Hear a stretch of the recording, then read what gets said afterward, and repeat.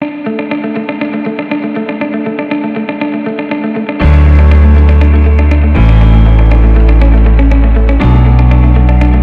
बच्चों, कैसे हो आप सब लोग।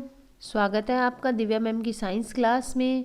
तो बच्चों, एक और नए वीडियो के साथ आए हैं आज हम पाठ 3 का, जहाँ से हमने छोड़ा था 3.2 धातुओं के रासायनिक गुणधर्म। तो पढ़ने के लिए तैयार हो जाइए, अपनी अपनी बुक में पेंसिल लेकर अंडरलाइन करने के लिए तैयार हो जाइए बच्चों।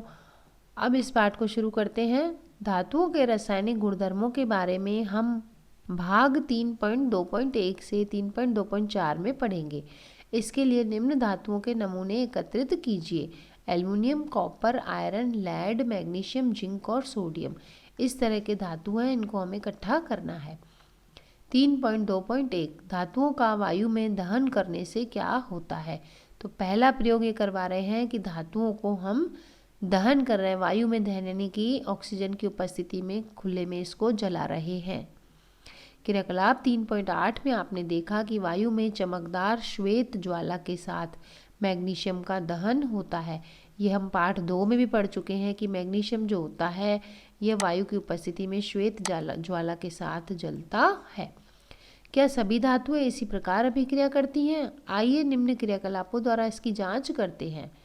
क्रियाकलाप 3.9 सावधानी क्या रखनी है। निम्न क्रियाकलाप में शिक्षक का सहयोग आवश्यक है, क्योंकि बच्चों इसमें जलने का काम है ना, इसको धातुओं को जलाएंगे, तो इसलिए आपको शिक्षक के साथ ही ये प्रयोग करने हैं और आंखों की सुरक्षा के लिए छात्रों को चश्मा लगा लेना है।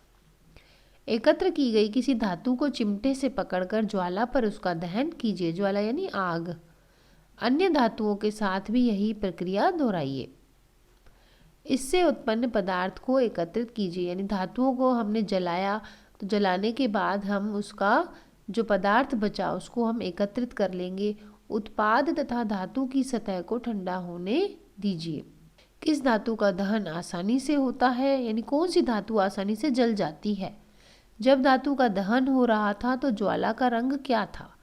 दहन के पश्चात धातु की सतह कैसी प्रतीत होती है।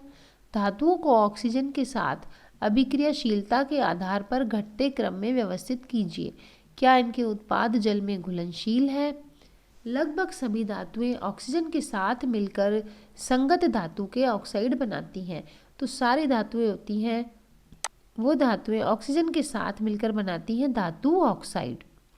उदाहरण के लिए, जब कॉपर को वायु की उपस्थिति में गर्म करते हैं तो यह ऑक्सीजन के साथ मिलकर काले रंग का कॉपर ऑक्साइड बनाता है। इसकी अभिक्रिया होगी 2Cu plus O2 arrow 2CuO, यानी कॉपर को ऑक्सीजन की उपस्थिति में जलाया तो बना 2CO कॉपर ऑक्साइड, जो कि काले रंग का होता है। इसी प्रकार एल्युमिनियम ऑक्साइड प्रदान करता है 4Al plus 3O2 arrow 2Al2O3, यानी एल्युमिनियम, इसका बना एल्युमिनियम ऑक्साइड। अध्याय 2 में आपने देखा कि कॉपर ऑक्साइड हाइड्रोक्लोरिक अम्ल से कैसे अभिक्रिया करता है। हम जानते हैं कि धातु ऑक्साइड की प्रकृति क्षारकीय होती है। अभी अभी हमने इसके इसी वीडियो के पार्ट 1 जो आया था, इसी पार्ट के, उसमें पढ़ा था कि धातु जो ऑक्साइड बनाते हैं वो क्षारकीय बनाते हैं। लेकिन एल्युमिनियम ऑक्साइड, जिंक ऑक्साइड जैसे कुछ धातु ऑक्साइड अम्लीय तथा क्षारकीय दोनों प्रकार के व्यवहार प्रदर्शित करते हैं। ऐसे धातु ऑक्साइड जो अम्ल और क्षार दोनों से अभिक्रिया करके लवण और जल प्रदान करते हैं, उन्हें उभयधर्मी ऑक्साइड कहते हैं। बच्चों, इसको अंडरलाइन जरूर कर लेना। यह परिभाषा है उभयधर्मी ऑक्साइड की, और इसका 1 नंबर का प्रश्न बनता है कि उभयधर्मी ऑक्साइड किसे कहते हैं, जो अम्ल और क्षार दोनों से क्रिया करते हैं। अम्ल और क्षार के साथ एल्युमिनियम ऑक्साइड किस प्रकार से अभिक्रिया करता है। तो ये उभयधर्मी की अभिक्रिया बताई है। एल्युमिनियम ऑक्साइड है जो Al2O3, इसने जब अम्ल से 6HCl से अभिक्रिया करी तो बनाया 2AlCl3 प्लस 3H2O, और इसी एल्युमिनियम ऑक्साइड ने Al2O3 प्लस 2NaOH। क्षार से भी, ये क्षार है, ऊपर वाला अम्ल है। NaOH एक क्षार है, इससे अभिक्रिया करी तो बनाया 2NaAlO2। इसका नाम होता है सोडियम एल्यूमिनेट प्लस H2O। अधिकांश धातु ऑक्साइड जल में घुलनशील है, लेकिन इनमें से कुछ जल में घुलकर क्षार प्रदान करते हैं। सोडियम ऑक्साइड और पोटेशियम ऑक्साइड निम्न प्रकार से जल में घुलकर क्षार प्रदान करते हैं। Na2O solid plus H2O liquid. ये जो सोडियम ऑक्साइड बना, इसने जल से अभिक्रिया करी तो बनाया 2NaOH, और K2O ने जल से अभिक्रिया करी तो बनाया 2KOH। यानी कि जो सोडियम ऑक्साइड या पोटेशियम ऑक्साइड होते हैं, जल में घुलकर क्या बना रहे हैं? क्षार बना रहे हैं। ये क्षार है ना, KOH और NaOH। अब है क्रियाकलाप 3.9 में हमने देखा कि ऑक्सीजन के साथ सभी धातुएं एक ही दर से अभिक्रिया नहीं करती। विभिन्न धातुएं ऑक्सीजन के साथ विभिन्न अभिक्रियाशीलता प्रदर्शित करती हैं।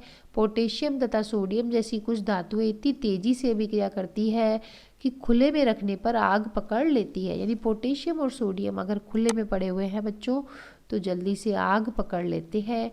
इसलिए इन्हें सुरक्षित रखने के लिए और आग को रोकने के लिए केरोसिन के तेल में डुबोकर रखते हैं। किस किस को?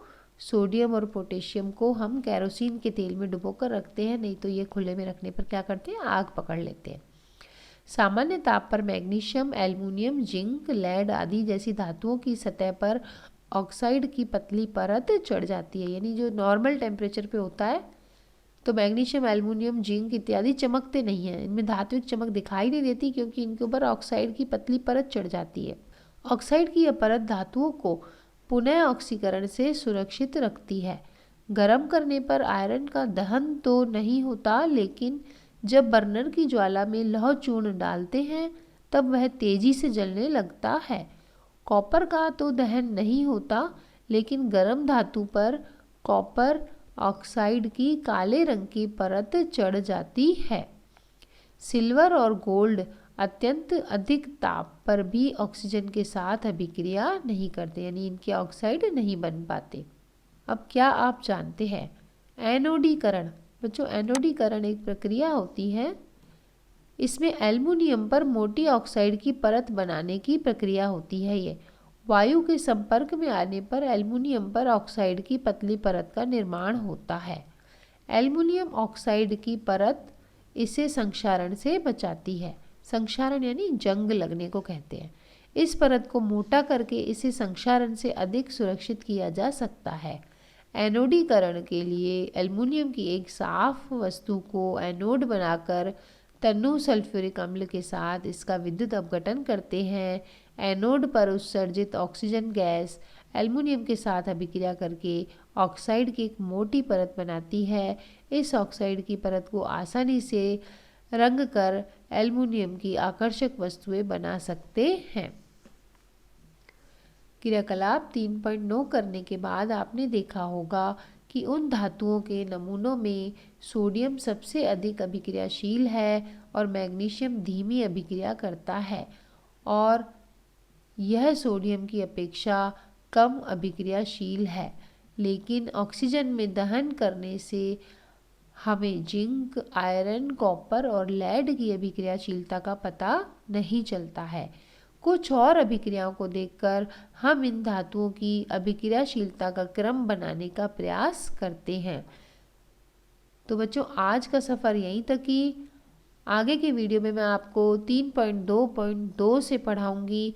तो अभी जितना पढ़ाया है इसको आप एक बार रिवीजन ज़रूर कर लेना, किताब में एक बार पढ़ लेना, ताकि और अच्छे से आपको समझ में आ जाए।